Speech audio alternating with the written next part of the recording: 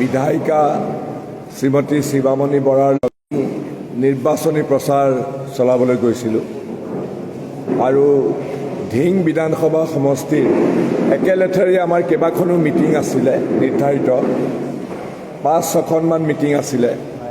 গতিকে আমি এখনৰ পিছত এখন মিটিং কৰি পেলাই আমি গোটেই অঞ্চলটো পৰিক্ৰমা কৰিবলৈ চেষ্টা কৰিছিলোঁ আৰু আমি জেঙনি স্লুইচ গেটৰ বজাৰত মিটিংখন কৰি আমি পৰৱৰ্তী যিখন সভা আমাৰ নিৰ্ধাৰিত সভা, সেই সভাখন আছিলে শলগুৰি অঞ্চলত, ধিঙৰ ওচৰতে।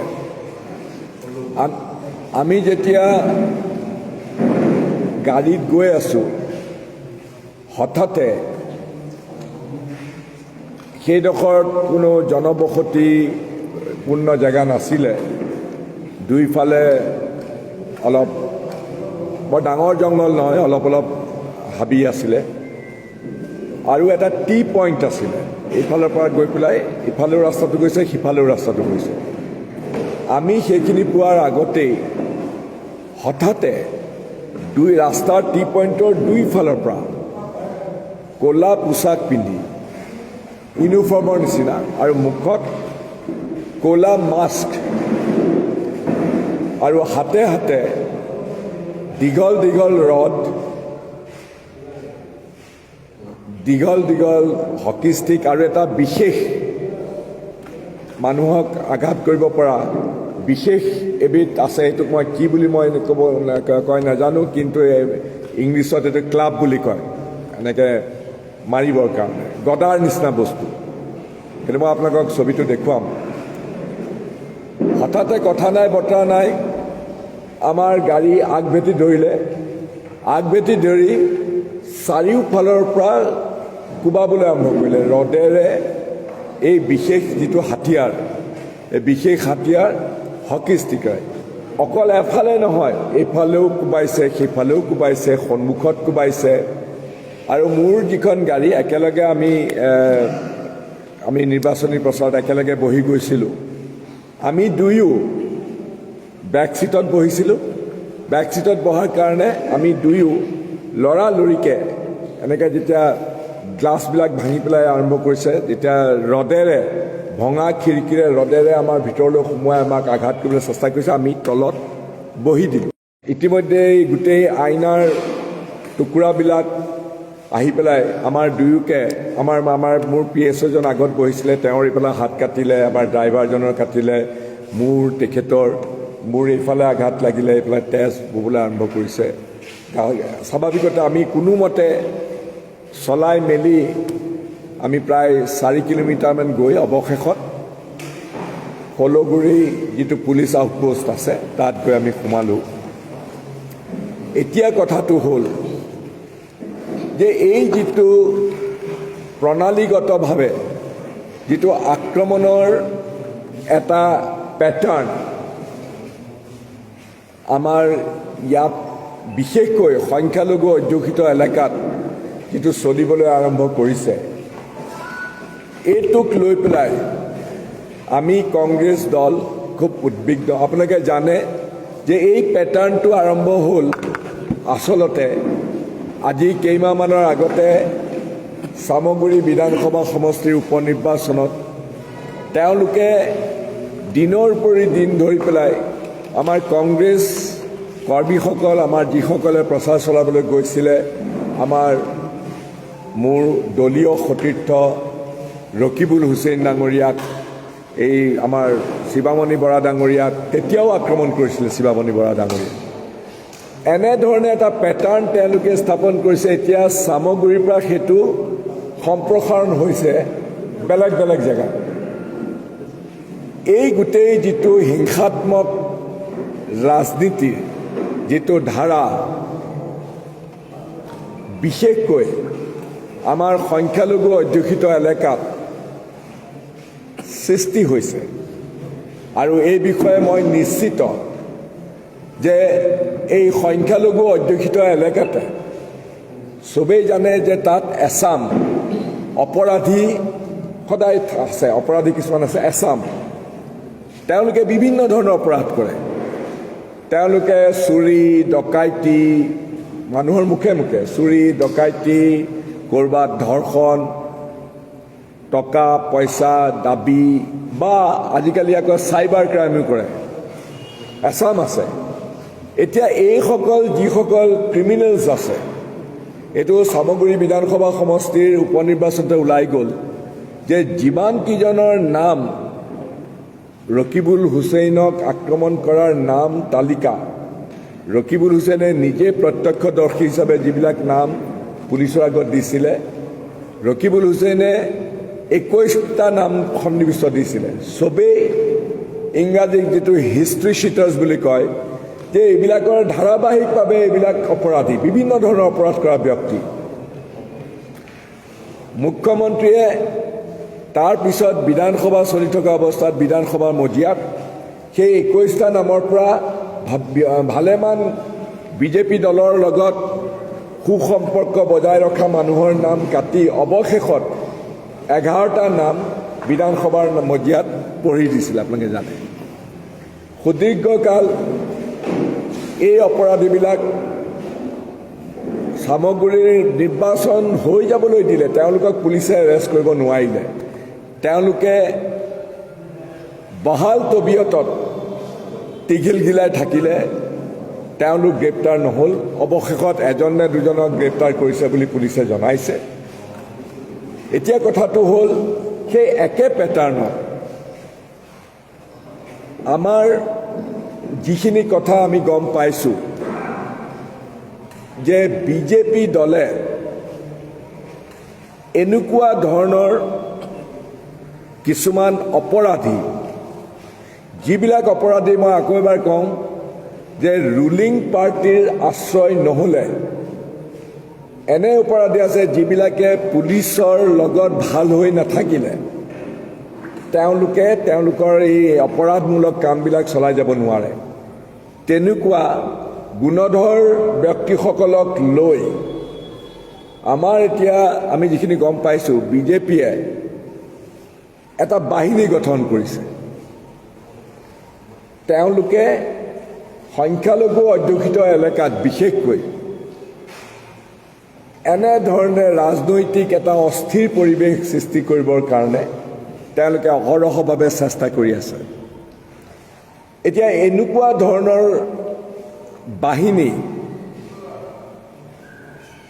আজি হয়তো সংখ্যালঘু অধ্যুষিত এলেকাৰ ভিতৰতে কৰিছে, কিন্তু এই বাহিনীয়ে শেষত গৈ পেলাই বাকী এলেকাটো তেওঁলোকৰ কাৰ্যকলাপ সম্প্ৰসাৰণ কৰিব। ৰুলিং পাৰ্টিৰ মদত পুষ্ট হৈ তেওঁলোকে যি ধৰণে কাম কৰিবলৈ লৈছে, এই বিষয়ে আমি কংগ্ৰেছ দল অতি উদ্বিগ্ন। এতিয়া যোৱাকালি আমাৰ ওপৰত যিটো মাৰাত্মক আক্ৰমণ চলিছিলে, মই আশা কৰিছোঁ নগাঁও পুলিচে, অসম পুলিচে অবিলম্বে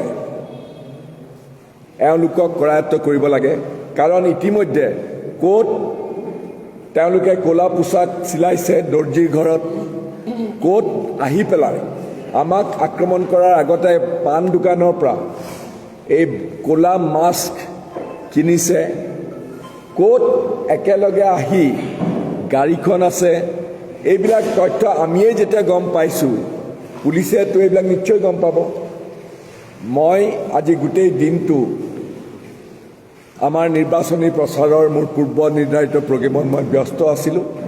মাজতে আমাৰ আপোনালোকৰ মাজৰ পৰাই কোনোবাই ক'লে যে আমাৰ নগাঁও জিলা পুলিচ, অসম পুলিচে এই আমাৰ ওপৰত হোৱা আক্ৰমণৰ মূল যিজন হোতা, সেই হোতাজনক চিনাক্তকৰণ কৰিছে। আৰু এই কথা শুনি আৰু তেওঁলোকে এই হোতাজনক গ্ৰেপ্তাৰ কৰিবৰ কাৰণে চেষ্টাও কৰিছে বুলি পুলিচে মোক, মই অহুকানে পহুকানে শুনিছোঁ, আনুষ্ঠানিকভাৱে পুলিচে মোক জনোৱা নাই। কিন্তু যদি কৰিছে, মই নগাঁও পুলিচৰ এই তৎপৰতাক সঁচাকৈ শলাগ লৈছোঁ। কাৰণ চামগুৰি ঘটনাৰ মাহৰ পিছত মাহ ধৰি অপৰাধীসকলক কৰায়ত্ব কৰিব পৰা নাছিলে, কিন্তু মোৰ ওপৰত আক্ৰমণ, শিৱামণি বৰাৰ ওপৰত সেই শেহতীয়া আক্ৰমণৰ যিসকলে কৰিছে, সেইসকলক অসম পুলিচে চিনাক্তকৰণ কৰিছে বুলি শুনি পেলাই আমি স্বস্তিৰ নিশ্বাস পেলাইছোঁ আৰু স্বাভাৱিকতে এই অপৰাধীসকলক কৰায়ত্ব কৰি আইনমতে তেওঁলোকক শাস্তি দিয়াৰ ব্যৱস্থা কৰিবৰ বাবে আমি দাবী জনাইছোঁ। যিজন অপৰাধী চিনাক্ত কৰিছে তেওঁ বহিষ্কৃত কমিউনিটি বুলি কৈছে আৰু তেওঁলোকৰ আপোনাৰ সংঘাত কিবা বুলি প্ৰচাৰ হৈছে। গতিকে এতিয়া প্ৰথম কথা হ'ল কাৰ কথা কৈছে মই নাজানো, বহুত ধৰণৰ কথা ওলায়। মোক ৰ'বা এজনকে কওক, তেতিয়া মই উত্তৰটো দিব পাৰিম।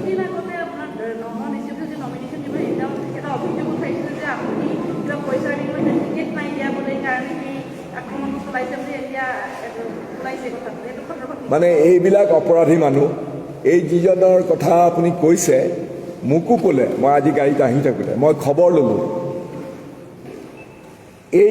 যিজন ব্যক্তিৰ কথা কৈছে তেওঁ এজন পাক্কা অপৰাধী। তেওঁ হিষ্ট্ৰী চিটাৰ বুলি যে কয়, তেওঁ বাৰে বাৰে বিভিন্ন অপৰাধ কৰিছে। ইমদাদুল ইছলাম। আনকি মই জনামতে তেওঁক এই আমাৰ নগাঁৱৰ এতিয়াৰ SP স্বপ্নিল ডেকা ডাঙৰীয়া যেতিয়া মৰিগাঁও জিলাৰ SP আছিলে, তেতিয়া স্বপ্নিল ডেকা ডাঙৰীয়াই মৰিগাঁৱত তেওঁক এৰেষ্ট কৰিছিলে।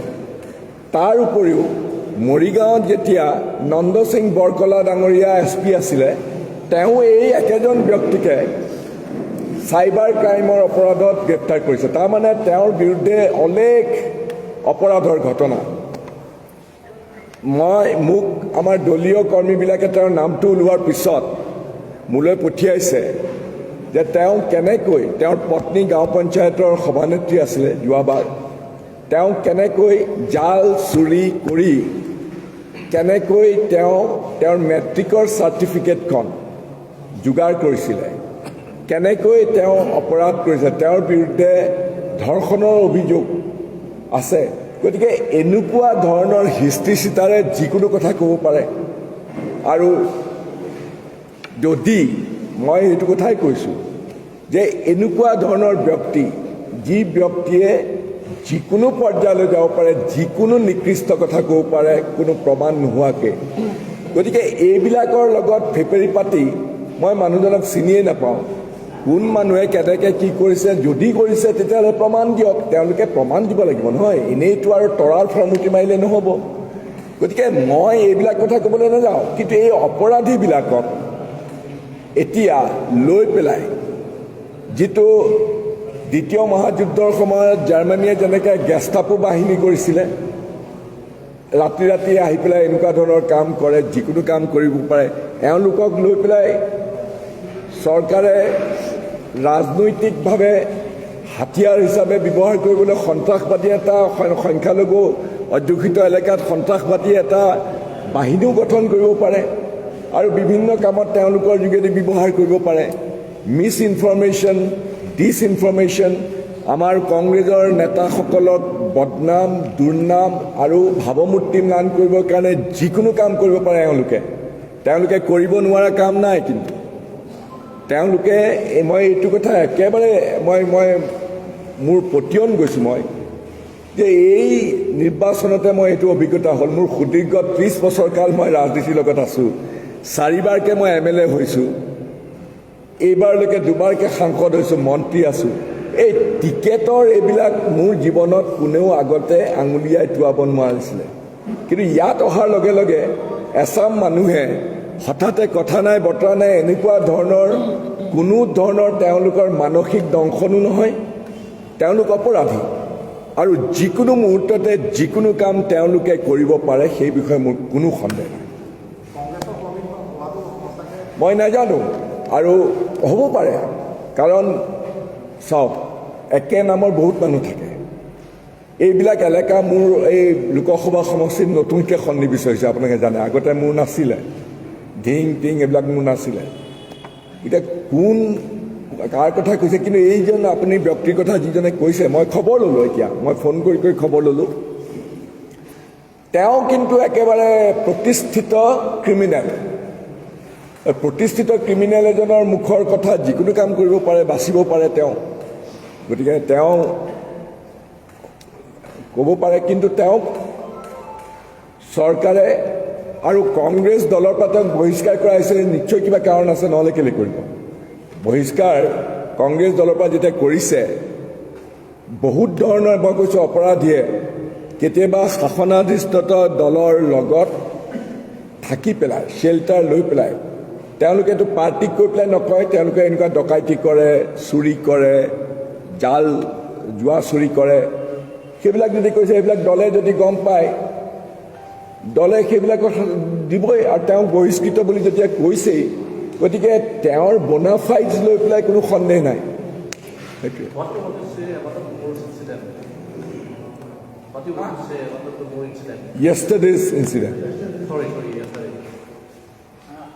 আৰু এটা কথা সুধি লওঁ, I'll tell you. তাৰপিছত আপুনি হয়, মানে যিটো প্ৰসংগ উত্থাপন হৈছে শেহতীয়াকৈ চৰ্চা আহিছে যে এজন বহিষ্কৃত কংগ্ৰেছীয়ে আক্ষেপ পূৰণৰ কাৰণেহে আপোনালোকক আক্ৰমণ কৰিলে। আপুনি কালি কৈছিল যে বিজেপি এই আক্ৰমণৰ অন্তৰালত বিজেপি জড়িত। মই কি ক'ব খোজোঁ তাৰ উত্তৰটো শুনক। আমাৰ মুখ্যমন্ত্ৰীৰ মই ষ্টেটমেণ্টো দেখিলোঁ, বোলে তেওঁলোকৰ বুথ কমিটিয়ে নাই। বিজেপিয়ে মুখ্যমন্ত্ৰী হিমন্ত বিশ্ব শৰ্মাই কেনেধৰণে কাম কৰে আপোনালোকে জানে। আনুষ্ঠানিকভাৱে এতিয়া সেইবিলাক এলেকাত AIUDFৰ লগত তেওঁলোকৰ সম্পৰ্ক আছিলে সদায়। সেইটোতো আৰু এতিয়া এটা স্বতঃসিদ্ধ সত্য বুলি প্ৰতিষ্ঠিত হৈছে যে বাহিৰত দেখুৱাই আমাৰ এই বদৰুদ্দিন আজমল ডাঙৰীয়াই AIUDFে মুছলমানৰ কথা চিন্তা কৰা, মুছলমানৰ স্বাৰ্থ সিদ্ধি কৰা দল হিচাপে কাম কৰি গৈছিলে বাহিৰত দেখুৱাই। কিন্তু চবেই জানে যে বিজেপিৰ লগত হঠা মিতালি কৰি এই যে বাহিৰত দেখুৱাই কেতেৰাই মাতিবা ভিতৰি নেৰিবা বেথা, বিজেপিক ক্ষমতাসীন কৰিবৰ কাৰণে মুখ্যমন্ত্ৰীয়ে নিজে তেওঁৰ প্ৰেছ কনফাৰেন্সত স্বীকাৰ কৰিছে প্ৰেছৰ লগত যে বদৰুদ্দিন আজমলে তেওঁক মুখ্যমন্ত্ৰী পাতিবৰ কাৰণে কেণ্ডিডেট দিয়ে কংগ্ৰেছৰ বিৰুদ্ধে, বিভাজন কৰে। গতিকে এই কথাবিলাক যেতিয়া সংখ্যালঘু সম্প্ৰদায়ৰ লোকে জানিব পাৰিলে, পাৰি পেলাই AIUDFক প্ৰত্যাখ্যান কৰিলে, সেইটোতো চবেই জানে। বিজেপিয়ে কাম কৰে তেনেকৈ। এতিয়া বিজেপিয়ে নিজৰ যদি আনুষ্ঠানিক যদি বুথ কমিটি নাইও, তেওঁলোকে শিখন দি লৈ পেলাই তেওঁলোকে কাম কৰে। এতিয়া এই অপৰাধীবিলাক, কিন্তু চামগুৰি ইলেকশ্যনততো এইটো ওলাই গ'ল, গোটেই অপৰাধীৰ বাহিনীবিলাকক বিজেপিয়ে ব্যৱহাৰ কৰি পেলাই এনেধৰণে আক্ৰমণ, অস্থিৰতা, বিভিন্ন ধৰণে কংগ্ৰেছৰ নেতাসকলৰ ভাৱমূৰ্তি ম্লান কৰিবৰ কাৰণে কাম কৰে। আৰু এইবিলাক লোক, যিবিলাক লোক বিজেপিয়ে এতিয়া সহায় লৈছে গেষ্টাপো বাহিনী হিচাপে, সেইবিলাক মানুহৰ কিন্তু কোনো মূল্যবোধো নাই। মই আপোনাক ক'ব খুজিছোঁ, কাৰণ মই কাকো ফোন নকৰাকৈ, মই কোনো কথা নোকোৱাকৈ এনেকুৱা ধৰণৰ অপবাদ দিব পাৰে। গতিকে এইবিলাক মানুহ যিকোনো পৰ্যায়লৈ, নিকৃষ্ট পৰ্যায়লৈ যাব পাৰে, সেই বিষয়ে মোৰ কোনো সন্দেহ নাই। আৰু বিজেপিয়ে এনেকুৱা ধৰণৰ, কাৰণ বিজেপিয়ে ৰতনেহে ৰতন চিনি পায়, এনেকুৱা ধৰণৰ মানুহবিলাকক বিচাৰি পেলাই বিজেপিয়ে এইবিলাক ব্যৱহাৰ কৰিছে। ব্যৱহাৰ কৰি আমাৰ বিৰুদ্ধে এনেকুৱা ধৰণৰ প্ৰণালীগতভাৱে অপপ্ৰচাৰ কৰিছে। তাত ক'ব লগা কি আছে? কিন্তু যদি তেনেকুৱা ধৰণৰ স্পষ্ট যদি কিবা প্ৰমাণ আছে, কাৰণ তাৰ বাহিৰেতো আৰু মই কি কৰিব পাৰোঁ? মই প্ৰত্যাহ্বান জনাইছোঁ। এই যে কৈছে যে আপুনি আহক, দুধ কা দুধ পানী কা পানী হৈ যাওক, কিন্তু এইটো কথা ঠিক, এই অপৰাধী বাহিনীক বিজেপিয়ে ব্যৱহাৰ কৰিছে। আৰু ব্যৱহাৰ কৰি শিখণ্ডী হিচাপে ব্যৱহাৰ কৰি বিশেষকৈ সংখ্যালঘু অধ্যুষিত এলেকাত এই মানুহখিনিক লৈ পেলাই এটা প্ৰণালীগতভাৱে অস্থিৰতা তৈয়াৰ কৰি কংগ্ৰেছৰ বিৰুদ্ধে কংগ্ৰেছক দুৰ্বল কৰিবৰ কাৰণে তেওঁলোকে কাম কৰিছে। এই বিষয়ে কোনো সন্দেহ নাই। আৰু মুখ্যমন্ত্ৰীয়ে আজি স্পষ্টভাৱে এটা কথা কৈছে যে কংগ্ৰেছৰ দলীয় প্ৰাৰ্থিত্ব কেন্দ্ৰিক যিটো সংঘাত, প্ৰাৰ্থিত্ব লৈ পেলাই যি ধনৰ লেনদেন, এইটো সম্পূৰ্ণ কালিৰ ঘটনাটো। মই এইটো কথাই কৈছোঁ যে ক'ৰবাত যদি কিবা ধনৰ লেনদেন হৈছে, এনেইতো মুখেৰে কথা ক'লেই নহ'ব নহয়। আজি এখেতৰ বিৰুদ্ধে দিব, মোৰ বিৰুদ্ধে দিব, এখেতৰ বিৰুদ্ধে দিব, ডাঙৰ ডাঙৰ কথা, কাৰণ এইবিলাকৰ কোনো মান সন্মানো নাই। তেওঁলোকে, মই কৈছোঁ, যিকোনো পৰ্যায়লৈ যাব পাৰে এই অপৰাধীবিলাক। তেওঁলোকৰ মুখেৰে মাজেদি কিবা এটা কোৱাটো একো ডাঙৰ কথা নহয়। মই এইটো এটা কথা মই প্ৰতীয়মান যে এই অপৰাধী যিবিলাকক বিজেপিয়ে ব্যৱহাৰ কৰিছে তেওঁলোকক দূৰৰ পৰা ইংগিত দিলেই যিকোনো কথা যিকোনো কাম তেওঁলোকে কৰিব পাৰে আৰু বিজেপিয়ে সেইটো ব্যৱহাৰ কৰিছে সেইটোৱে কথাটো নিশ্চয়কৈ কৰাইছে বিজেপিয়ে মই কৈছোঁ নহয় যে শিখন দি ব্যৱহাৰ কৰে মোৰতো এনেকুৱা ধৰণৰ এটা অনুমান হৈছে যে এইসকলক লৈ এইসকলে এতিয়া এই এনেকুৱা ক্লাবছ হকী ষ্টিক বা লোহাৰ ৰড লৈ আহিছে কাইলৈ এইসকলৰ হাতত অবৈধ অস্ত্ৰ তুলি দিব মই আৰু শিৱামণি বৰা ডাঙৰীয়াই কথা পাতিছোঁ যে আমাক চাৰিফালে গৈ পেলাই আমাৰ গাড়ী ভাঙিছে আমাক এনেকৈ মাৰিবৰ কাৰণে চেষ্টা কৰিছে ভাবি চাওকচোন এই একেখিনি মানুহৰ হাতত সেইটো বিজেপিত থকা কিছুমান মানুহ সেইবিলাক কৰাৰ সক্ষম অবৈধভাৱে ৰিভলভাৰ তুলি দিলে এটা কাৰ্বাইন তুলি দিলে এটা AK-47 তুলি দিলে নিজে নকৰে কিন্তু তেওঁলোকৰ হতুৱাই যদি কৰে আমিতো আৰু এতিয়া অসম হৈ থাকিব নেকি আৰু সেইটো পথতে গৈছে যেন মোৰ অনুভৱ মই শুনিছোঁ কিন্তু মই নাজানো আৰু সেই মই নাজানো তেওঁ যে অপৰাধী এই বিষয়ে কোনো সন্দেহ নাই কাৰণ আপোনালোকে যদি খবৰ লয় তেতিয়াহ'লে গম পাব তেওঁক বাৰে পুলিচে এৰেষ্ট কৰিছে তেওঁৰ বিৰুদ্ধে বিভিন্ন অভিযোগ আছে তেওঁৰ বিৰুদ্ধে মই শুনামতে প্ৰায় 21টামান তেওঁৰ এগেইনষ্টে কেছ আছে আৰু তেওঁ গৰ্ব কৰে বোলে মোৰ এগেইনষ্টে ৰেপ কেছ আছে মোৰ এগেইনষ্টে আছে মই যিকোনো কাম কৰিব পাৰোঁ গতিকে এইবিলাক মানুহক বিজেপিয়ে নিজৰ ৰাজনৈতিক হাতিয়াৰ হিচাপে ব্যৱহাৰ কৰাত আচৰিত হ'ব লগা একো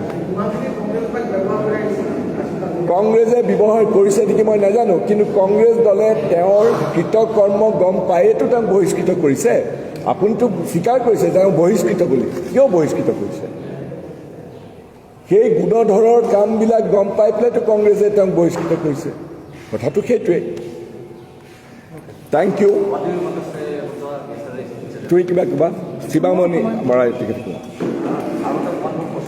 1 মিনিট তেখেতে কৈ লওক অলপ মই একেখিনি কথাই আৰু সাংবাদিক বন্ধুসকল যে যোৱাকালি যিটো আমাৰ লগত ঘটনা ঘটিলে যোৱাকালি ওপৰ ডুমডুমীয়া যিখন পশু চিকিৎসালয় আছিলে ওপৰ ডুমডুমীয়াত সেই পশু চিকিৎসালয়ৰ সন্মুখত আমি মাননীয় সাংসদ প্ৰদ্যুৎ বৰদলৈ ডাঙৰীয়া আৰু মই তেখেতৰ একেখন গাড়ীতে আমি আহি আছিলোঁ আৰু তাৰপিছত সেইখিনি সময়তে যিটো আৰু লগত আমাৰ প্ৰাৰ্থী আছিলে লগত বুলি নহয় বেলেগ গাড়ীত আছিলে প্ৰাৰ্থী আছিলে আমাৰ কংগ্ৰেছৰ কৰ্মীসকল আছিলে আৰু এনেকুৱা ধৰণৰ এটা আমাক আক্ৰমণ কৰিলে যিটো ঘটনা আপোনালোক অলৰেডি প্ৰদ্যুৎ বৰদলৈ ডাঙৰীয়া আপোনালোকৰ গোটেই কথাখিনি কৈছে যে আমাক হত্যা কৰাৰ উদ্দেশ্যেৰে কালি তেওঁলোকে যিমানখিনি ৱেপন লৈ আহিছে তেওঁলোকে আমাক হত্যা কৰাৰ উদ্দেশ্যেৰে তেওঁলোকে আহিছিলে আৰু যিটো কেতিয়াও আমি কাহানিও দেখা নাই শুনাও নাই এইটো পূৰা একদম বিহাৰ ইউপিৰ নিচিনা একদম মাফিয়া লগাই যেনেকৈ পেলাই আমাক হত্যা কৰাৰ উদ্দেশ্যেৰে তেওঁলোকে আহিছিলে আৰু লগতে আমাৰ প্ৰাৰ্থীসকলকো দিছে আৰু তাৰ ফলত আমাৰ 5-6খন গাড়ী সম্পূৰ্ণ ডেমেজ হৈ গৈছে গাড়ীত মই আছিলোঁ আমি একেলগে আছিলোঁ থাকোঁতে যেতিয়া তেওঁলোকে আমাক এটেক কৰিছে মই সেইখিনি ক'ব খুজিছোঁ যে কেনেকুৱা এটা ভয়ংকৰ এটা চিটুৱেশ্যনৰ চেষ্টা কৰিছে মানে আমি গাড়ীখন শ্ল' হৈ গৈছিলে কাৰণ তেওঁলোকে একদম সন্মুখৰ পৰা আহিছে পূৰা ক'লা কাপোৰ পিন্ধি ক'লা মুখত মাৰি আহিছে এইটো সম্পূৰ্ণ প্ৰি প্লেনাৰ লগত হাতত লোহাৰ ৰড আৰু হকী ষ্টিকৰ পৰা আৰম্ভ কৰি এনেকুৱা ধৰণৰবিলাক লৈ আহিছিলে আৰু তেওঁলোকে আহি পেলাই একদম যেতিয়া গাড়ীখন শ্ল' হৈ গৈছে ৰখি চাৰিওফালৰ পৰা গাড়ীখনত এনেকৈ মাৰিছে সেই সময়ত মই ক'ব পৰা নাই তেখেতে মোক ক'লে যে শিৱামণি তুমি তলত বহি দিয়া আমি দুইজনে তলত একদম গাড়ীখন ওখ আছিলে গাড়ীখন ওখ থকাৰ কাৰণে আমি তলত বহিলোঁ তলত বহাৰ কাৰণে আমি ফ্ৰণ্টৰ পৰা অকণমান ছেভ হৈ গ'লোঁ কিন্তু গাড়ী গ্লাছ ভাঙাকৈ একদম গুৰি কৰিলৈকে ভাঙিছে মানে টুকুৰখিনিতো পৰিছে একদম মানে অকণমানো যদি ৰখি আছে গাড়ীত সেইখিনিও একদম ভাঙিছে তেনেকৈ মানে একদম মানে হত্যা কৰিবলৈ যেনেকুৱা এটা প্ৰচেষ্টা চলায় তেনেকুৱা ধৰণৰ কৈছে আমি তলত বহি পেলাই বাচিলোঁ যেনিবা যদিও তেখেতৰো ইঞ্জুৰি হৈছে মোৰো হৈছে গোটেই তেজ চুলিয়ে তুলিয়ে গাড়ীৰ গ্লাছ বা ভিতৰতো সোমাই গৈছে তেনেকুৱা এটা পৰ্যায় হৈছিলে ইয়াৰ আগতেও মই আপোনালোকে জানে তেতিয়া সেই সময়ত আপোনালোকে নিজে আছিলে যে চামগুৰি বাই ইলেকশ্যনৰ সময়ত যিটো দুৰ্ঘটনা যিটো ইলেকশ্যন ঘোষণা কৰিছিলে সেইদিনাখনেই আপোনালোক আছিলে মোৰ গাড়ীত সেই একেই ধৰণৰ এটেক কৰিছিলে কিন্তু সেই এটেক কৰা আগতকৈ এইবাৰ বহুত বেছি পৰিমাণে তেওঁলোকে মানে সাজু হৈ আহিছে যে একেখিনি ঘটনাই বাৰে বাৰে ৰিপিট হৈ আছে। সেই সময়ত আমি দিছিলোঁ, সেই সময়ত আমি কেছ দিছিলোঁ। মই নিজে গৈ পেলাই SP ওচৰত কেছ দিছিলোঁ, কিন্তু আৰু মানুহকো দেখুৱাই দিছিলোঁ কোনকেইজন মানুহ, তাততো তেতিয়া মাস্ক মাৰি অহা নাই মুখত। কিন্তু তাৰ ফলত একো ধৰণৰ সিদ্ধান্ত আজিলৈকে ধৰিব নোৱাৰিলে। সন্ত্ৰাসবাদী বা এই দুষ্কৃতিকাৰী তেনেকেই মানে মেলিয়ে দিলে তেওঁলোকক। আৰু সেইকাৰণে বিজেপিয়ে তেওঁলোকক এইখিনি আশয় নিদিয়া হ'লে যোৱাকালি ঘটনাটো নঘটিল। কাৰণ চামগুৰিৰ পৰা ইনচিডেণ্ট বাৰে বাৰে কালি মই ভুক্তভোগী যোৱাকালিও আমি একেলগে দুজনৰ সন্মুখত এইটো ঘটনা ঘটি গ'ল। মই মৃত্যুৰ পৰা বাচি অহা নিচিনা এটা ঘটনা ঘটিলে। গতিকে আমি পুলিচক বা লৈ পেলাইতো লাভ নাই, কেছ দি পেলাইও লাভ নাই, তাৰ কোনো ফলাফল আমি কেতিয়াও নাপাওঁ। যি নহওক যে এইটো ঘটনা কালি প্ৰথম নহয়, আগৰ পৰাই হৈ আছে চামগুৰিত। আপোনালোকে দেখিছে চামগুৰিটো দ্বিতীয়বাৰৰ কাৰণে হৈছে, আৰু ভৱিষ্যতলৈ যে নহ'ব তাৰ কোনো মানে নাই। কাৰণ যেতিয়া ৰক্ষকে যেতিয়া ভক্ষক হয় তেতিয়া কৰিবলগীয়া আমাৰ একো নাথাকে। তো আমাক ভয় খুৱাই বা কৰি লাভ নাই। মোৰ দেউতাও স্বাধীনতা আন্দোলনতে তেওঁ ব্ৰিটিছৰ বন্দুকৰ গুলীলৈ ভয় কৰা নাছিলে, আন্দোলনত জঁপিয়াই পৰিছিলে। ময়ো তেখেতৰ ছোৱালী হয়। আমি হিমন্ত বিশ্ব শৰ্মাৰ ভেৰণীয়া গুণ্ডা বাহিনীৰ ওচৰত কেতিয়াও ভয় নকৰোঁ, নতশীন নকৰোঁ। আমি নতশীন নকৰোঁ। ক'লোৱে নাৰীসকল সুৰক্ষিত নহয় নেকি? নাৰীসকল সুৰক্ষিত নহয়। কোনো অসমবাসী, দুজন ৰাইজৰ প্ৰতিনিধি যদি সুৰক্ষিত নহয়, সাধাৰণ অসমবাসী কি সুৰক্ষিত হ'ব?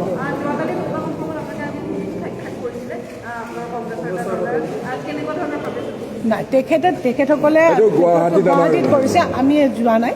তেখেতসকলে কৰিছে, এতিয়া আমি কথাখিনি গম পাওঁ।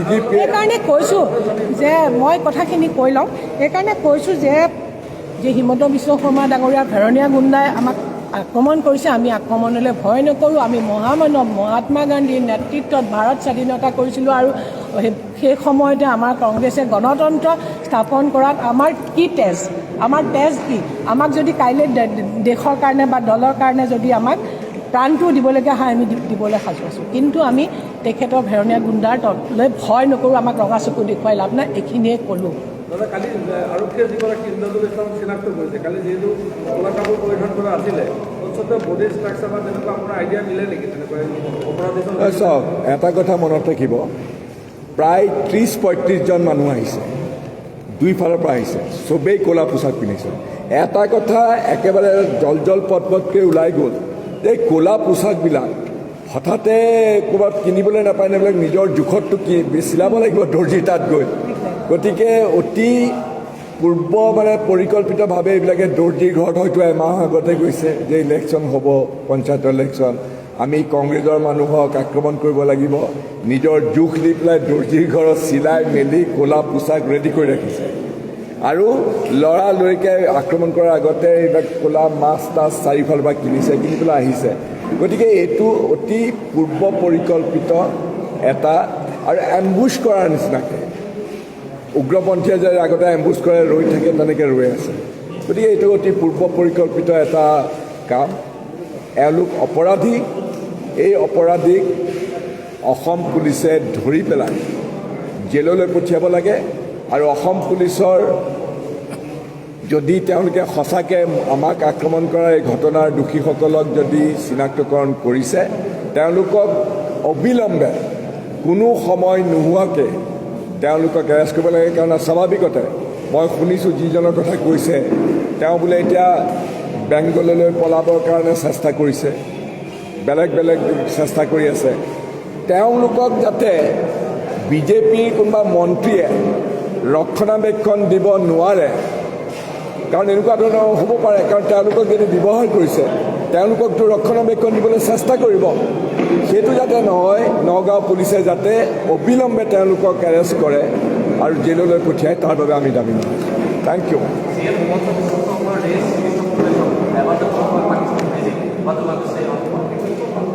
Pakistan visit of what?